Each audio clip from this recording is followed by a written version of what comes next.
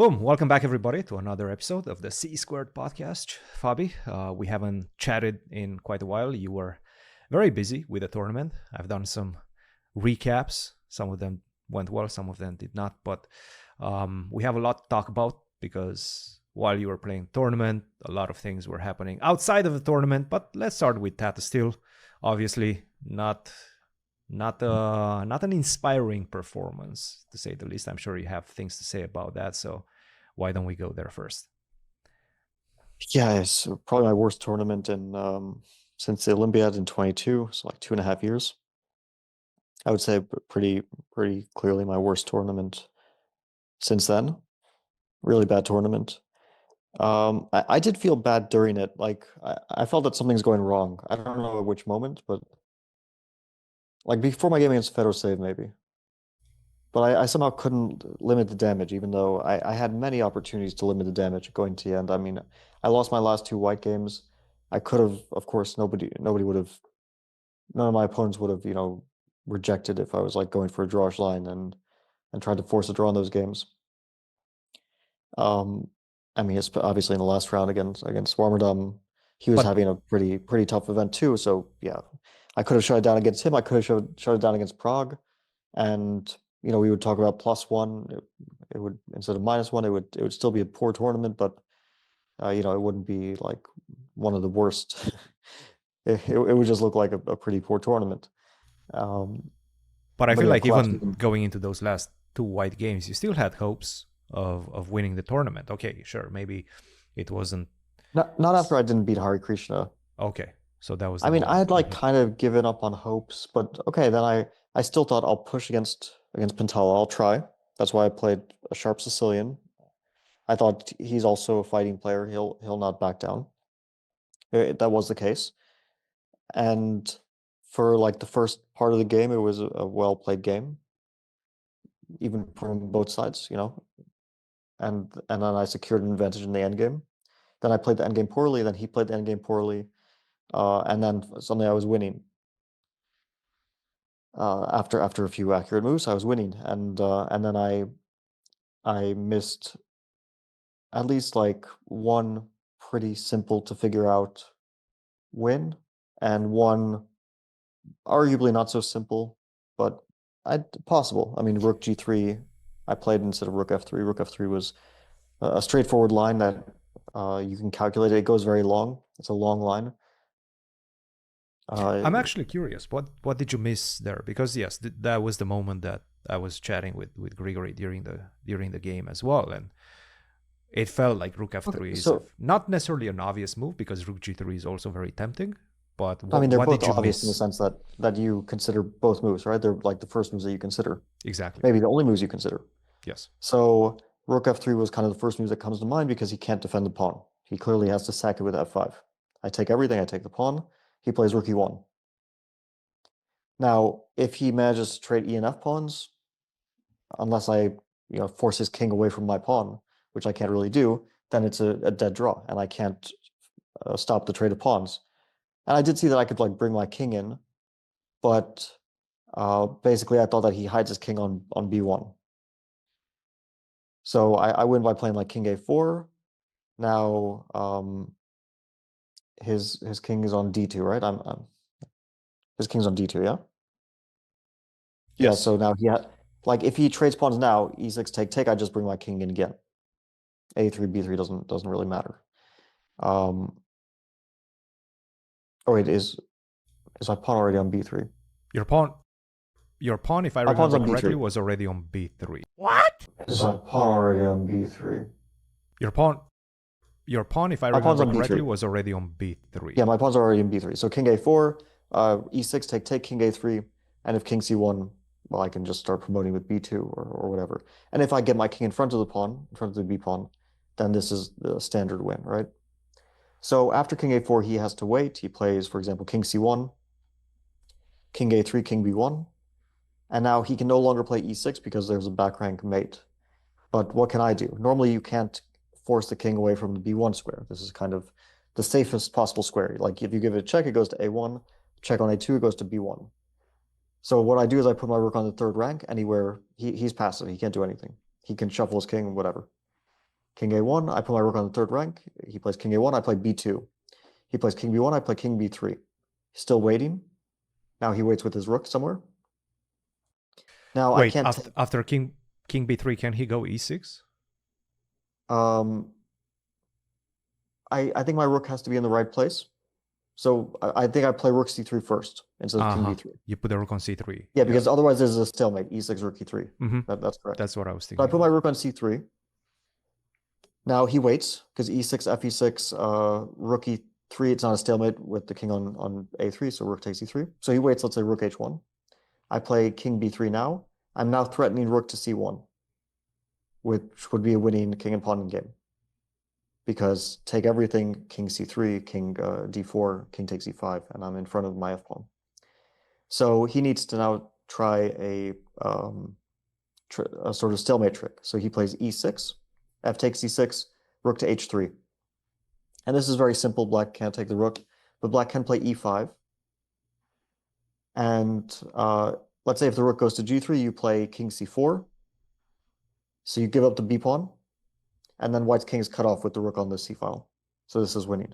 If white plays rook e3, then now you play e4. So white can't take the pawn. This is a mutual zugzwang. If it's black's move, then you lose your e-pawn or you stalemate. Wow. So that's the only way? Is this the only way? Yeah, this is the only way. Otherwise, the rook is forced to go away. And again, king c4, not e4. I mean, e4, rook h3, king c4. Now the rook moves, let's say, it doesn't actually matter where. But then we just play king to d3, king b2, move the rook anywhere on the c file, king is cut off. This is another standard, very standard win. Yeah. So I basically didn't kind of consider that I can just play rook c3, rook c1. I think the reason why I didn't dig deeper in that direction was because for whatever reason, it felt to me that that position was a draw. And I just didn't consider it more. So then I also thought that rook g3 was very promising, which is why I went for rook g3, g5, and this whole line. When I went for rook g3, I had missed rook to f1. So basically what I thought was that I would slowly pick up all his pawns, and he would be kind of passive to stop it because his king has to take a lot of time to get to b1. So then when I played it, suddenly he was thinking,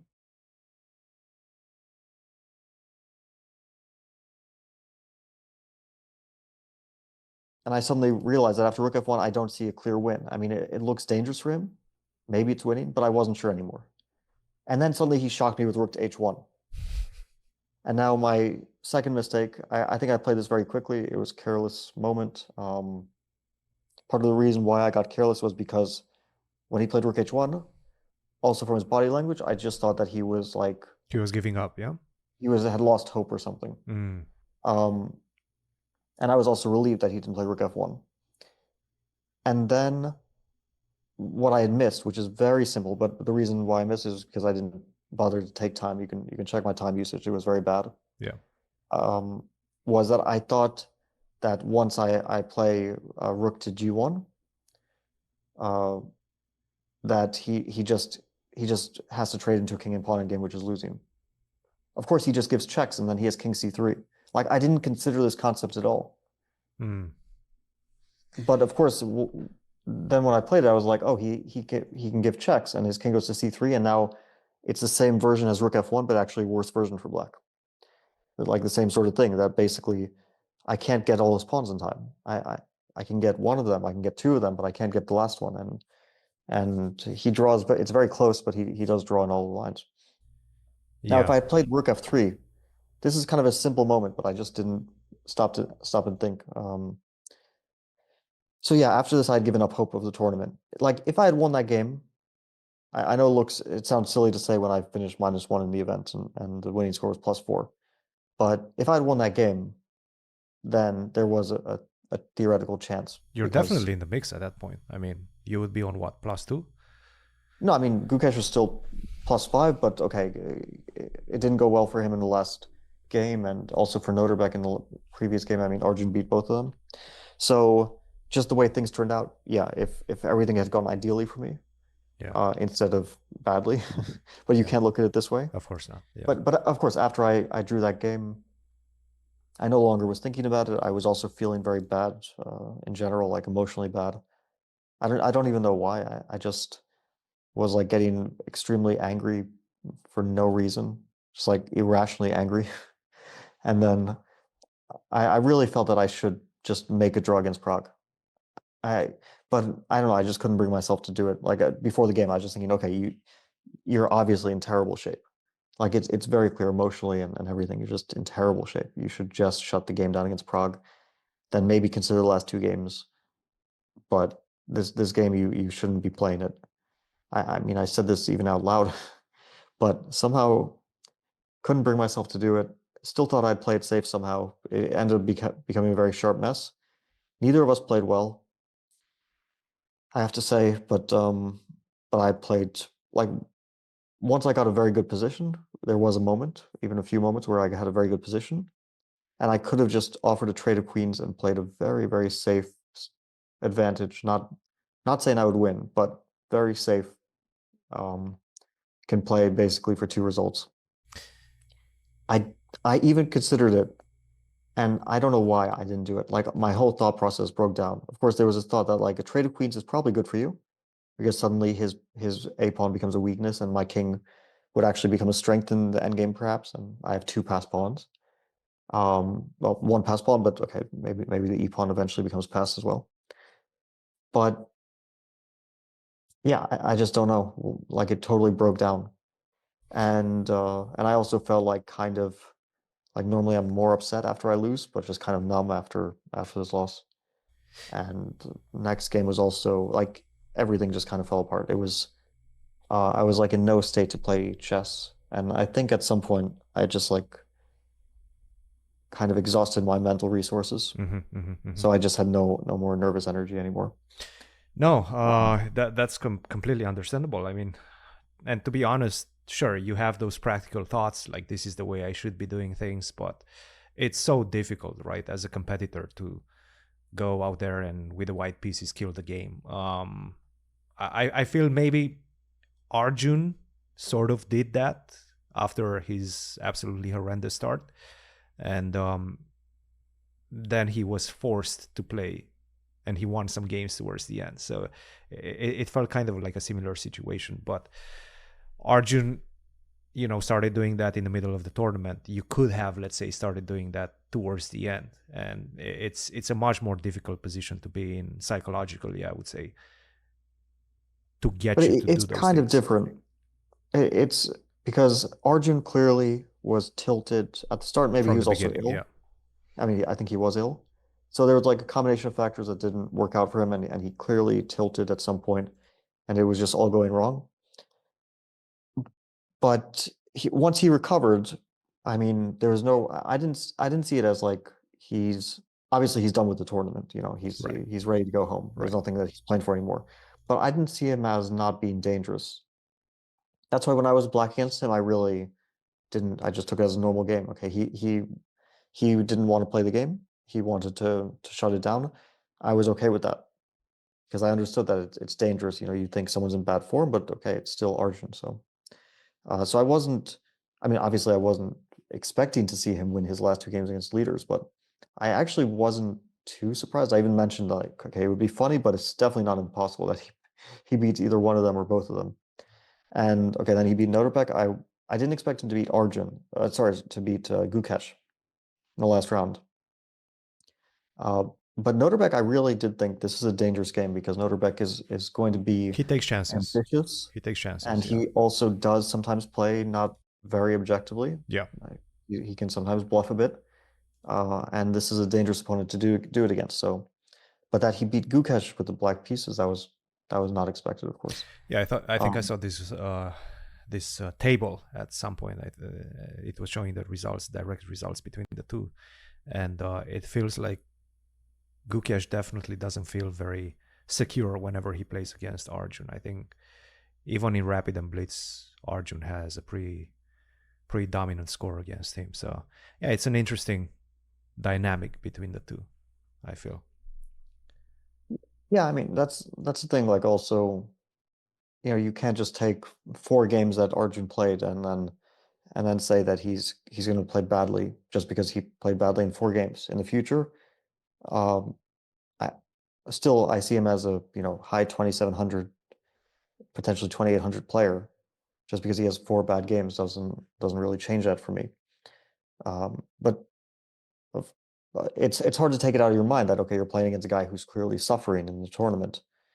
And when you take these guys like Gukesh or Noterbeck, who are very ambitious, maybe they think I need to pounce on this guy, but it doesn't always, it's not so easy, right? Um, Yeah. so my struggles were totally different than Arjun's. Like he was struggling maybe with some tilt and some illness. I wasn't ill. I just like kind of shut down in terms of, I don't know, my thought process was shutting down. Like, you It's kind know, of it's kind of a tilt, right?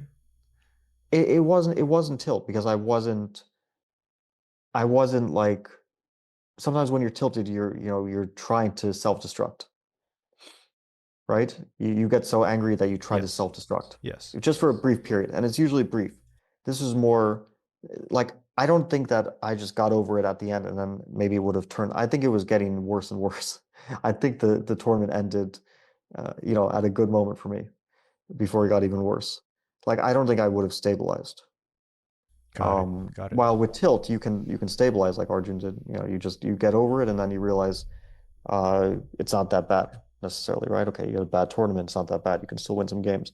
But when you're completely mentally exhausted to the point that you can't, like one of the important things in chess is you know when to stop to think and you know when not to think, or you know when to move fast and put pressure on your opponent. I was doing it all backwards. If you look at my game against Prague, I kind of went too quickly at the critical moments. I paused too much at different moments. Um, and I can't explain to you why I didn't play Queen F2 at some moment and just offer him the trade of queens. Like it gives him a difficult decision. Instead, I just move my pieces around aimlessly. Obviously, it's not a good thing. Like, am I hoping that he just blunders? It was kind of like I was setting even one move threats and sometimes not even that, with no like plan in mind. Just at least, if you tell yourself, I'll trade queens or I'll offer a trade of queens. Now he has to make the choice. It's a tough choice for him, and this will help me as well figure out the position, and maybe he'll provoke a mistake from him. And also, it takes away the third result. Basically, I just chase his queen around with my queen. Like, in an end game, I don't lose, and if he's constantly dealing with the threat of a queen trade, I'm also not going to lose. But also, like later in the game when I still was objectively okay, although it was going bad for me at that point, but I was still objectively okay. I have a choice of queen moves, and one move just hangs a pawn, and I see that it hangs a pawn, and I also see that rook b1 allows bishop a4. So I see all this, and then my only thought was, you'll just find something after bishop a4. Like he's pinned, but it's totally crazy because, of course, yeah, he is a bit pinned. On the other hand, my king is under the attack of all his pieces, so tactics may also work out for him unless I have something. So you really have to see something very direct if you go for this. And now I did have two other moves. One was queen c3, one was queen e2. Basically, I didn't really see queen e2, but I could have thought more and tried to figure it out. But I did see queen c3, and this move is not losing. It's not good. It's a bad move, but still it's not losing. And it does keep my pawn. So, like, can you explain this? There's no way to explain this decision making. And after during the game, I also understand it's crazy decision making. I can go through like other moments, like against Hare Krishna. Why do you play Rook G1 quickly? Like basically, it's either a win or a draw. You still have 12 minutes on the clock. Rook F3 attacks a pawn. Rook G1, either he resigns immediately or he has something in mind. Do I really think he's going to resign immediately? Well, I mean, I kind of did, but obviously it's not a very good thought process as well. So my game against Fedoseev, I feel it's just one you- of those tournaments that simply you're not in good shape. You haven't had one of these in a while. This is just, for me at least, it feels like you were just in a very, very poor shape. And maybe, you haven't felt this type of feelings, but it's one of those tournaments in which during the event, you just feel like everything is going against you and you're just making the wrong decisions at every corner. And it happens. It happens to everybody. I feel like, and sometimes your opponents play the best chess they can against you, or at least this is how you feel in the heat of the battle. But for you, it seems like it was just you were causing the damage, if that makes sense. And that's just the nature of having a bad event, I guess. Yeah. No, of course, bad events happen. Yeah. And you've had one of these, right? 2018, was it 2018 when you had this bad Tata Steel and then you qualified for the candidates for the match? Yeah. Well, Tata Steel has been one of my overall like biggest rating drain tournaments. Yeah, I played, my 2018 was worse. It was -3, not -1. Although probably a stronger field overall. 2013, I think, was also a pretty bad minus. So, and I don't have minus scores super often. So there were also other years that I would say were not great. Like probably 2015 was not too great for me. 2016 was pretty good. But yeah, there were a few. Good. No, 2020 was the one time I won. It was one of my best tournaments ever. Like maybe by performance, my second best ever. I scored +7. It was like historically one of the best Tata Steel performances. Just everything went my way. But that's the only time that I could say I had I had two pretty good ones besides that, 2012, 2018. But only one time I really had a great tournament, and I've had a lot of bad ones. So I think part of it is also that, if you're not doing well there, it kind of exacerbates it. It's a very long one. The time control is long, the amount of games is long, so a lot of times you have a bad tournament, it ends after 9 rounds, and then you don't even like feel all the effects of your poor play. Like if this tournament had ended after 9 rounds, we missed the last 4 rounds. That's the kind of where it all, like the game against Hari Krishna, against Mendonça, against Prague, and against Max Warmerdam. So it doesn't look so terrible anymore, right? It's not great, but the tournament is a +1. Yeah, it's just like you're run of the mill. Nothing great happened, right? Yeah. So definitely the length can make things worse.